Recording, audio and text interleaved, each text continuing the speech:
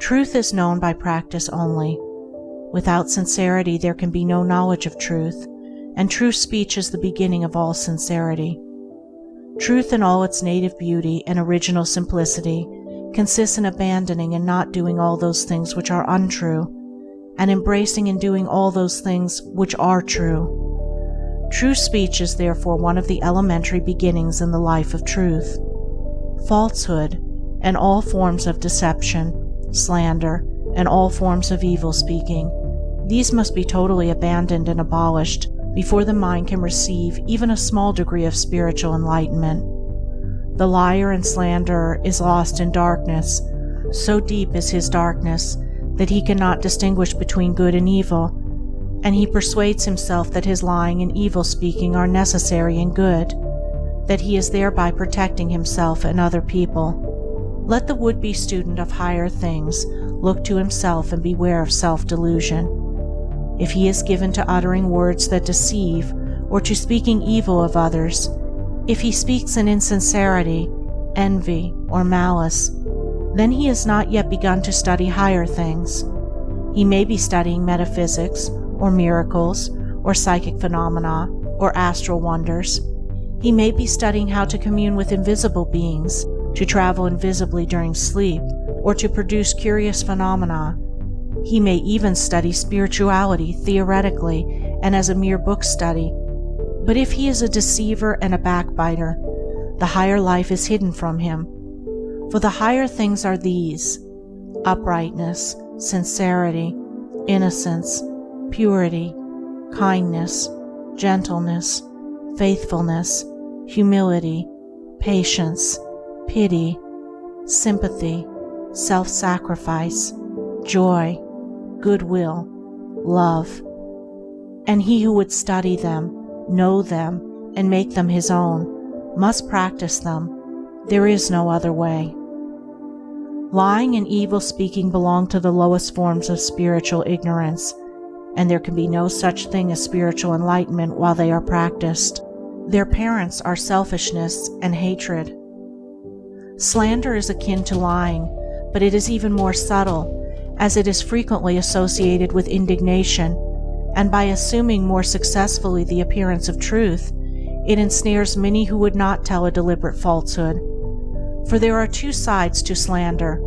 There is the making of repeating of it, and there is the listening to it and acting upon it. The slanderer would be powerless without a listener. Evil words require an ear that is receptive to evil in which they may fall, before they can flourish.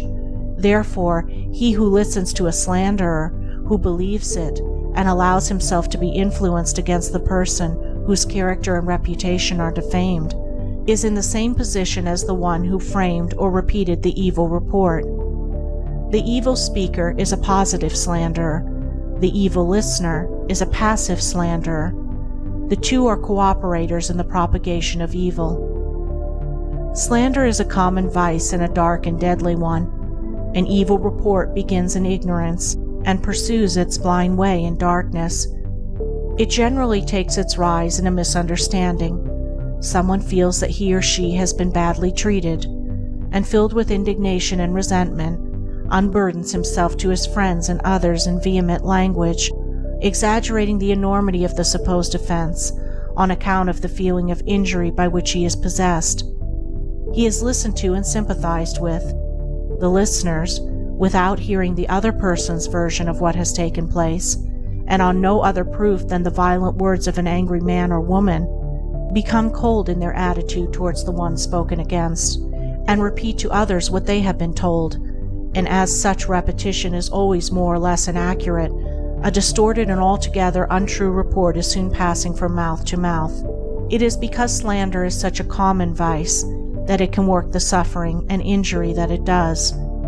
It is because so many, not deliberate wrongdoers, and unconscious of the nature of the evil into which they so easily fall, are ready to allow themselves to be influenced against one whom they have hitherto regarded as honorable, that an evil report can do its deadly work. Yet its work is only amongst those who have not altogether acquired the virtue of true speech, the cause of which is a truth-loving mind. When one who has not entirely freed himself from repeating or believing an evil report about another hears of an evil report about himself, his mind becomes aflame in burning resentment, his sleep is broken, and his peace of mind is destroyed. He thinks the cause of all his suffering is the other man and what the other man has said about him, and is ignorant of the truth that the root and cause of his suffering lies in his own readiness to believe an evil report about another. The virtuous man, he who has attained to true speech, and whose mind is sealed against even the appearance of evil speaking, cannot be injured and disturbed by any evil reports concerning himself, and although his reputation may for a time be stained in the minds of those who are prone to suggestions of evil, his integrity remains untouched and his character unsoiled, for no one can be stained by the evil deeds of another, but only by his own wrongdoing. And so, through all misrepresentation, misunderstanding, and contumely, he is untroubled and unrevengeful, his sleep is undisturbed, and his mind remains in peace. True speech is the beginning of a pure, wise, and well-ordered life. If one would attain to purity of life, if he would lessen the evil and suffering of the world, let him abandon falsehood and slander in thought and word. Let him avoid even the appearance of these things, for there are no lies and slanders so deadly as those which are half-truths. And let him not be a participant in evil speaking by listening to it.